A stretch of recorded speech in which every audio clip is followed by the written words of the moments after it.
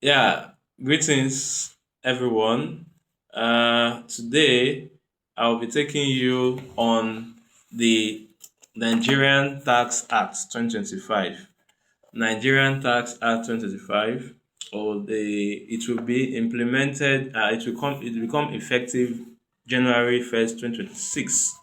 Okay, so it's good for you to start having an idea of what is contained in the act. Okay, so I'm with the gazetted copy here, which I'll be going through with you. Okay, so we'll go through it provision by provisions and chapter by chapter. And what I will do in my video is to give a general explanation of each provision. Okay, it will be short series of short videos. You can always go to the YouTube channel and watch my videos. Okay, so but the aim is you need to know your rights as a taxpayer, such that you will be able to pay the right amount of tax. We don't want you to underpay government, and we don't want even you to overpay government. Just pay what the law requires you to pay. And if you don't know the law, how will you know how much to pay and what to pay? So that's why if you're a business owner, you run a small, medium, or large company, I will encourage you to take your time to go through all our videos. So today, I'll just give you the structure of the Nigerian Tax Act. The Act is divided into nine chapters, chapter 1 to chapter 9, and we have 203 uh, provision. 203 provision. So I'm with the gazetted copy and with the gazetted copy here. So I'll be going through the provisions, provision by provision, and the one that are major, I will try to give explanation to the key provision. Okay, so that's how we're going to do the key one. So chapter 1, objective and application. The first provision is the objective of this act is to provide a unified fiscal legislation governing taxation in Nigeria.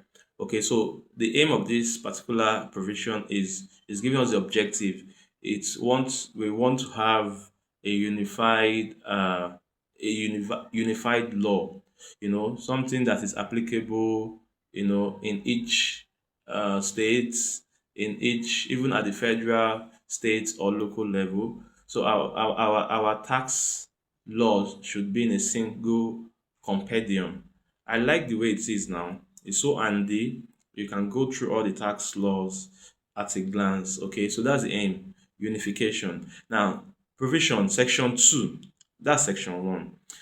Section 2 says that this act applies throughout Nigeria to any person required to comply with any provision of the tax law, whether personally or on behalf of another person. So it applied throughout Nigeria. Okay, so that's so if you are based on what, of course, I'll try to give a general explanation. Is when there's any contrary provision, it is the courts that will give the interpretation. If there's conflict between any section of the law, you go to the tax appeal tribunal, you go to the high court, then you get jurisprudence on that. Okay, so but what I'm giving is to give a general to to express my opinion, what I think as regards each of those provisions. Okay, so the act applied throughout Nigeria to any person required to comply with any provision of the tax law. It applied throughout Nigeria, so it's applicable to those in Nigeria. It may not necessarily except you have a business to do in Nigeria. If you are in US doing your business in US, of course, Nigerian tax law does not affect you. So that's the end of chapter 1. Thank you for listening. We now know the aim of the legislation for unification, and we also know those it's applicable to. If you are operating in Nigeria, it applies to you. Your success is my concern. Stay tuned and stay with us for the next chapter. Bye for now.